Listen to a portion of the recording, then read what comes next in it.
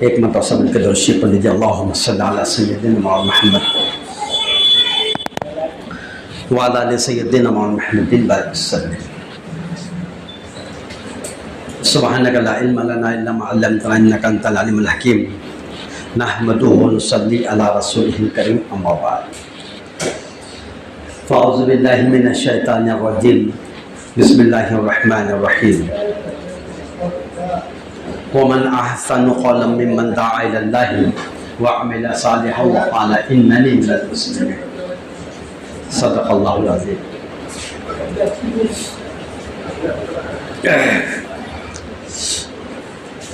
محترم بزرگوں اور دوستوں، اللہ رب العزت قرآن کریم میں بیان فرما رہے ہیں،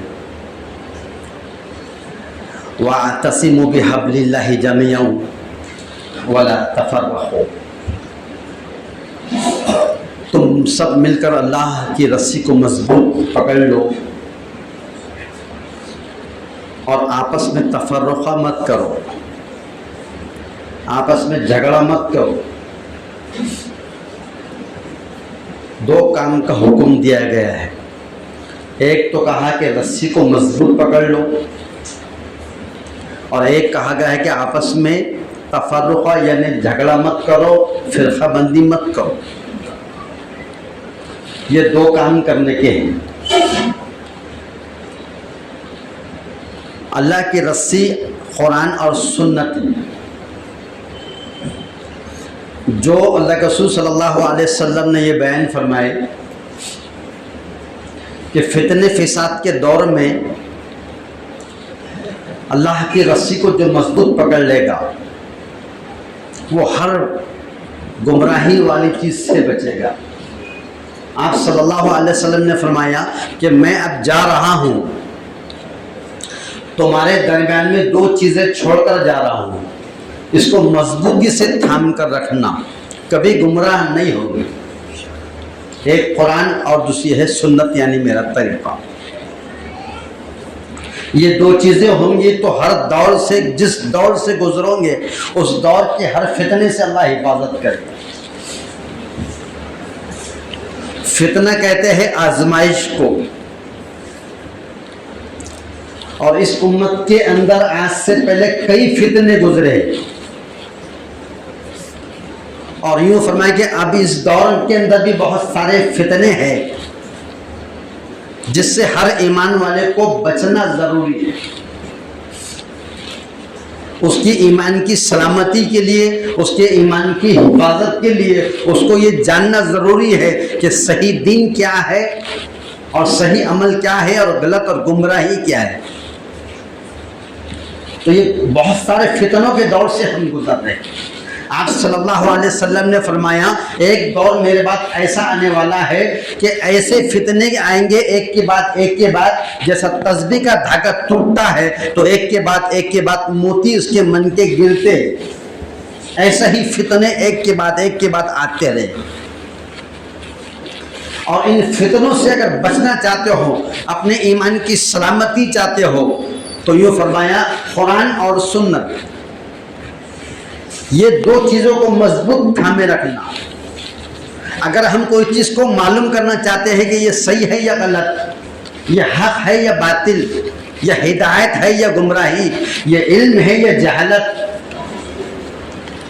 تو اس کے لیے ہم کو کیا کرنا پڑے گا؟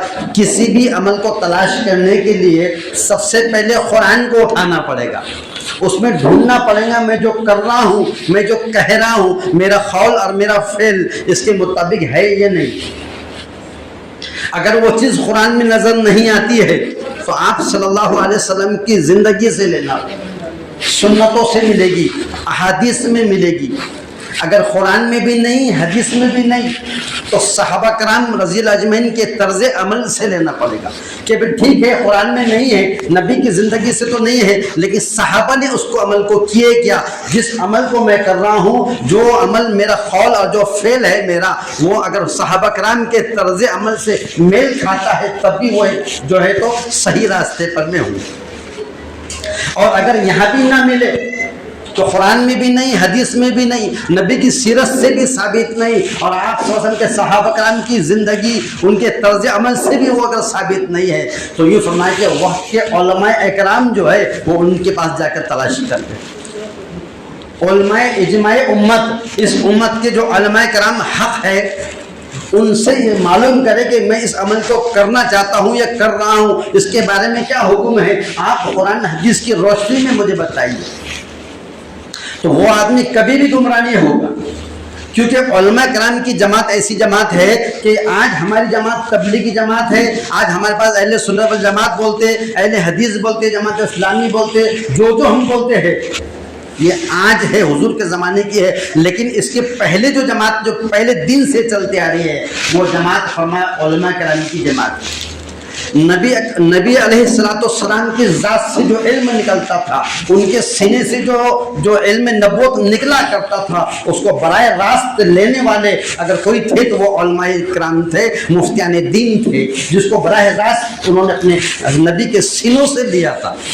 تو آدم علیہ السلام کے زمانے سے لے کے حضور اکرم صلی اللہ علیہ وسلم تک جتنے نبیوں کا دور گزرا ہے، ان کی صحبت یافتہ لوگ، ان کے زمانے کے علم کے جاننے والے لوگ، ان کے زمانے کے علماء کرام، ان کے زمانے کے مفتیان عظام، ان لوگوں نے براہ راست نبی علیہ السلام کے سینے سے اس علم کو لیا ہے اور جمع کرتے کرتے یہاں تک لے کر آئے ہیں، اور یہاں تک کہ پھر فرمایا آج بھی ان کے سینوں میں وہ قرآن اور علم نبوت آج بھی باقی ہے، اور قیامت تک ان کو وہاں تک پہنچانے کی ذمہ داری علماء کرام کی ہے۔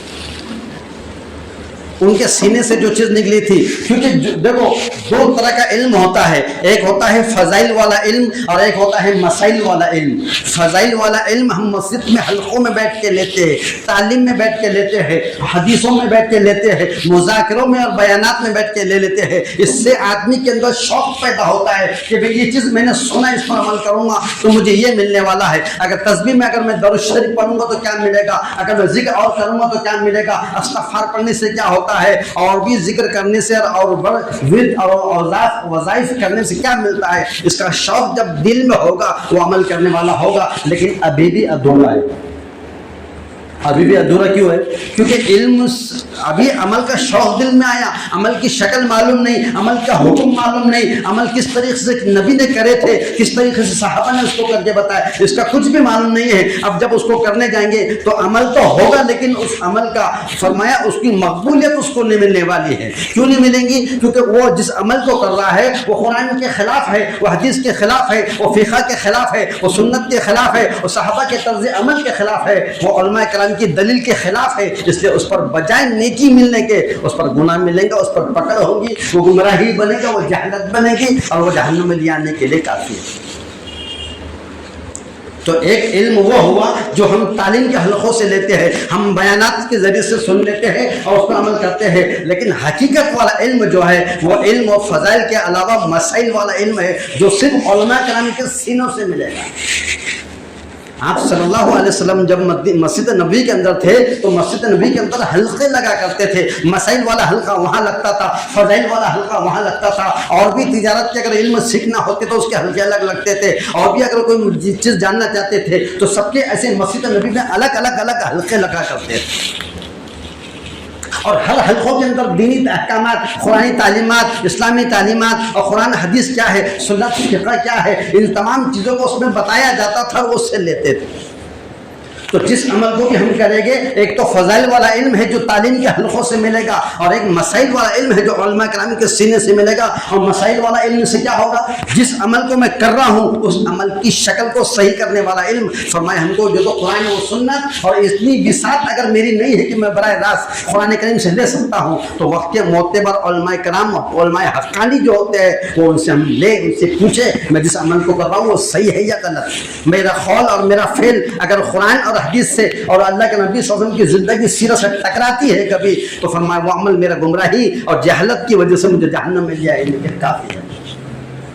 اور اگر عمل کی شکل صحیح ہے، اگر آپ صلی اللہ علیہ وسلم نے نماز کا جو طریقہ بتائے، اللہ اکبر ان کے ہاتھ باندھنا، ناف کے نیچے دونوں ہاتھوں کو باندھنا، یہ سنت ہے۔ ایک آدمی نماز تو پڑھ رہا ہے، قبلے کی طرف تو منہ ہے، اللہ اکبر کے پیچھے ہاتھ باندھ کے نماز پڑھیں گا، اب اس کی شکل غلط ہو گئی۔ عمل تو کر رہا، نماز تو پڑھ رہا، لیکن یوں فرمایا کہ اب عمل کی شکل صحیح نہیں ہونے سے اس کا عمل مردود کہلائے گا، یہ عمل اس کے منہ پہ پھینک کے مار دیا جائے گا، اور کل قیامت میں اسی عمل کی وجہ سے جہنم میں جائے گا۔ تو ایک فضائل والا علم تعلیم کے حلقوں سے ملے گا، اور مسائل والا علم جو ہے وہ آپ صلی اللہ علیہ وسلم جو علماء کرام ہے حقانی، ان کی صحبت میں رہ کر ان سے پوچھ کر کرنے کا ہے۔ آپ صلی اللہ علیہ وسلم بیٹھے تھے، صحابہ کرام رضی اللہ اجمعین بیٹھے تھے، تو اللہ کے رسول صلی اللہ علیہ وسلم نے ایک حدیث پیش کرے اور یوں کہنے لگے، بنی اسرائیل کی امت کے اندر 72 فرقے تھے۔ کتنے فرقے تھے؟ 72 فرقے تھے، اور یوں فرمایا کہ میری اس امت میں 73 فرقے ہو گئے۔ آپ صلی اللہ علیہ وسلم کے صحابہ کرام نے جب سنے تو پوچھنے لگے، اللہ کے رسول یہ کون سا فرقہ جنت میں جائے گا؟ تو آپ صلی اللہ علیہ وسلم نے فرمایا، آپ صحابہ کرام جو ہے تو ہمیشہ شوقین ہوا کرتے تھے، علم کے شوقین ہوا کرتے تھے، پوچھا کرتے تھے کہ صحیح کیا ہے غلط کیا ہے۔ آپ صلی اللہ علیہ وسلم نے فرمایا کہ پہلی امتوں میں 72 فرقے ہوا کرتے تھے، اس امت میں ایک فرقہ بڑھے گا اور 72 کے 72 جہنم میں جائیں گے، اور یہ فرمایا ایک فرقہ جنت میں جائے گا۔ تو صحابہ کرام فوراً کہنے لگے، یا رسول اللہ صلی اللہ علیہ وسلم آپ بتا دیجیے کون سا فرقہ ہوگا جنت میں جائیں گا۔ تو اللہ کے رسول صلی اللہ علیہ وسلم نے اپنی زبان سے کسی جماعت کا نام نہیں لیے، کسی تنظیم کا نام نہیں لیے، کسی فرقے کا نام نہیں لیے، صرف اتنا کہا 2 جملوں کے اندر، جس پر میں اور میرے صحابہ ہے وہ جائیں گا جنت میں، اور جس فرقے سے ہٹ کر میرے اللہ کے نبی فرما رہے ہیں کہ میرے طریقے سے اور میرے صحابہ کے طریقے سے جو ہٹ جائے گا کہ وہ فرقہ گمراہی والا ہوگا، اور وہ فرقہ ہی جہنم میں لے جانے کے لیے کافی ہے۔ تو یہ فتنوں کا دور ہے، فساد کا دور ہے، اس دور سے ہم گزر رہے ہیں۔ اگر ہم یہ بچنا چاہتے ہیں تو علماء کرام کے دامن کو مضبوطی سے پکڑنا پڑے گا۔ جیسے اس سے پہلے بتایا تھا کہ ایک میلے کے اندر، ایک عرس کے اندر جب کوئی بچہ جاتا ہے تو اپنے باپ کی انگلی پکڑتا ہے، بار بار مضبوط پکڑ لیتا ہے، باپ کی اس کو تھام لیتا ہے کہ کہیں اس گردی میں، اس مجمع میں وہ گم نہ جائے، وہ بھٹک نہ جائے، وہ پریشان نہ ہو جائے۔ تو جس طرح ایک بچہ اپنے باپ کی انگلی کو تھام لیتا ہے، اس سے زیادہ ہم کو اس دور کے اندر اگر فتنوں سے بچنا چاہتے ہیں، اگر گمراہی سے بچنا چاہتے ہیں، اگر جہالت سے ہم بچنا چاہتے ہیں، تو ہم کو ہمارے علماء کرام کی انگلی کو تھامنا پڑے گا، ان کے پاس طلبگار بن کے جانا پڑے گا۔ کئی لوگ جو ہے تو علماء کرام سے پوچھ لیتے ہیں، لیکن بہت سارے لوگ پوچھتے نہیں ہیں۔ ہمارا کام ہے کہ جو چیز میں کر رہا ہوں، اور بہت سارے لوگوں کا ایسا معمول ہوتا ہے کہ کوئی چیز کو کر ڈالتے ہیں، اور کرنے کے بعد جب تک اس کا حرام کا فتویٰ نہ آ جائے اس وقت تک کرتے رہتے ہیں، اور جب زیادہ تقویٰ ہو جاتا ہے تو بولتے ہیں دیکھو میں جو کر رہا تھا وہ غلط حرام تھا، اس سے میں توبہ کرتا ہوں۔ کب کرتے رہے، جب فتویٰ آیا حرام کا تو رک گئے۔ ایسا نہیں ہے، ایسا نہیں ہے۔ پھر کیسا ہے کہ فرمایا جس عمل کے بارے میں ہم کو اس کا علم ہو جائے کہ یہ صحیح ہے، جائز ہے، حلال ہے، اس کو کرتے رہیے۔ اگر اس کے بارے میں کسی علماء کرام نے دلیل دے دی کہ یہ جائز نہیں ہے، غلط ہے، گمراہ ہے اور حرام ہے، اب جا کے ہم کو رکنا، یہ ہمارا تقویٰ ہوتا ہے۔ تو اس دور کے اندر جو ہے فتنہ فساد کا دور ہے، افسادات اور جہالت کا دور ہے۔ اس دور سے اگر بچنا چاہتے ہیں تو اس دور سے بچنے کے لیے علماء کرام کا دامن سنبھالنا بہت ضروری ہے، کیونکہ یہ دور جو ہے فتنوں کا دور ہے۔ اب اس کے بعد اور بڑے بڑے فتنے آنے والے ہیں، اور سب سے بڑا فتنہ دجال کا فتنہ آنے والا ہے۔ وہ دجال کے فتنے سے بچنے کے لیے جتنے نبی علیہ السلام دنیا میں تشریف لائے تھے، ہر نبی نے دعا کرے اللہ سے کہ اللہ دجال کی فتنے سے اللہ میری اور امت کی حفاظت ہو۔ یہ دعا انہوں نے کیے تھے، حالانکہ ان دور میں کبھی دجال آج تک نہیں آیا، یہاں تک کہ آپ صلی اللہ علیہ وسلم کا زمانہ آ گیا، آپ صلی اللہ علیہ وسلم دنیا سے چلے گئے، لیکن ابھی بھی دجال کا زمانہ نہیں آیا۔ لیکن اب اللہ کے رسول نے فرمایا کہ میں اور میرے قیامت دونوں ایسے، یہ انگلی اور یہ انگلی دونوں برابر ہے، بس جہاں سے میں چلے گیا اس کے بعد صرف قیامت ہی آنا باقی ہے۔ لیکن اس سے پہلے فرمایا دجال کا فتنہ دنیا میں آئے گا، وہ دنیا کے اندر 40 دن دنیا میں رہے گا، ایک چلہ اس کا دنیا میں لگے گا، اور یہ فرمایا کہ ایک دن اس کا پہلا دن 1 سال کے برابر ہوگا، اس کا دوسرا دن 1 مہینے کے برابر ہوگا، اس کا تیسرا دن 1 ہفتے کے برابر ہوگا، اس کا چوتھا دن عام دنوں کے برابر ہوگا۔ ایسے 4 دن میں وہ 1 سال اور مہینہ اور ہفتہ گزار دیں گا، اور باقی کے جو 33-34 دن بچے رہیں گے وہ عام دنوں کے برابر ہوگے۔ اور جب وہ چلے گا تو وہ پوری دنیا کے اندر 40 دن میں دنیا کا کوئی ایسا علاقہ، کوئی چپا نہیں ہوگا جہاں پر وہ نہ پہنچ جائے، سوائے مکہ اور مدینہ کے وہاں۔ जब वो मदीने में दाखिल होने की कोशिश करेगा तो फरिश्ते हाथों में जो है तो तलवार लेके जो तो खड़े हो जाएंगे, उसको अंदर दाखिल होने नहीं देंगे। वो पूरी दुनिया में फिरेगा, जहाँ वहाँ जाएगा और सब अपने दावे को मुताबिक लोगों को दावत देगा कि मुझे खुदा बोलो, मैं तुम्हारा खुदा हूँ, और जो लगता ले लो। उसके साथ समंदर चलना शुरू हो जाएंगे, उसके साथ रोटियों के पहाड़ उसके साथ रोटियों को चलेंगे। और अगर अनाज चाहते हैं तो उसके पास होगा, अगर पानी पीने का अगर चाहते हैं, अपने औलादों को तड़पते हुए नहीं देखते हैं तो वो उसके पास होगा। जो लगता है वो सब मिलेगा, लेकिन जब तक उसको खुदा ना बोले, जब तक उसकी इताअत ना करे, जब तक उसको मान ना ले जिस चीज की वो दावा करता है, उस वक्त तक कुछ भी चीज नहीं मिलने वाली है। और एक उसके पास एक हाथ में जन्नत रहेगी और एक हाथ में उसका जहन्नम रहेगी, और जो जन्नत रहेगी वो जहन्नम रहेगी, और जो जहन्नम रहेगी वही जन्नत रहेगी। तो कोई आदमी डर जाएगा, जैसा जो तो वो होता है ना, जो 3D जिसको बोलते हैं, वो बहुत दूर होता है, लेकिन ऐसा लगता है स्क्रीन पे एकदम बिल्कुल सामने देख रहा हूँ। तो उस टाइप की वो सारी चीजें बता देगा, सब चीज ला के सामने रख देगा। हम देखेंगे तो ये तो सही बोल रहा है, तो मैं तुझे पहचानता हूँ, तेरा ये नाम है, ये तेरी बीवी है, ये तेरे बच्चे हैं, सबके नाम गिना देगा। और वो नाम उसके पास कहाँ से आ रहे? वो नामों को सेंड हम करते। मोबाइल के अंदर हम गैलरी में जो जाते हैं तो पहले अलाउ बोलता हूँ, अलाउ। जैसे हम किसी चीज को अगर हम जो तो प्ले में स्टोर में जाते हैं तो पहले क्या बोलता है? Allow allow allow allow. हम बोलते हाँ हेलो हेलो हेलो, और वहाँ जाके सब उसको जितनी इमेजेस है उसको दे देते, जितनी ऑडियो उसको दे देते, जितनी वीडियो उसको सब दे देते। वो सारा का सारा जो तो नेट के जरिए से डाटा उसके बाद जाके जमा होगा, और कल तुमको तुम्हारे नाम से पुकारेगा, तुम्हारी औलाद को पहचानेगा, ये तुम्हारी बेटा, ये तुम्हारा बाप, ये तुम्हारी बीवी, सब है। अब मुझे मानो तो मैं सब दूंगा, और नहीं मानते हैं तो फिर क्या होगा? फिर कुछ भी नहीं मिलेगा। लेकिन ईमान वाले लोग, उसकी फितने से बचने वाले वही लोग होंगे जो अल्लाह से डरने वाले हैं, जो उलमा किराम का दामन पकड़ने वाले हैं। अल्लाह हम सबको अमल करने की तौफीक अता फरमाए।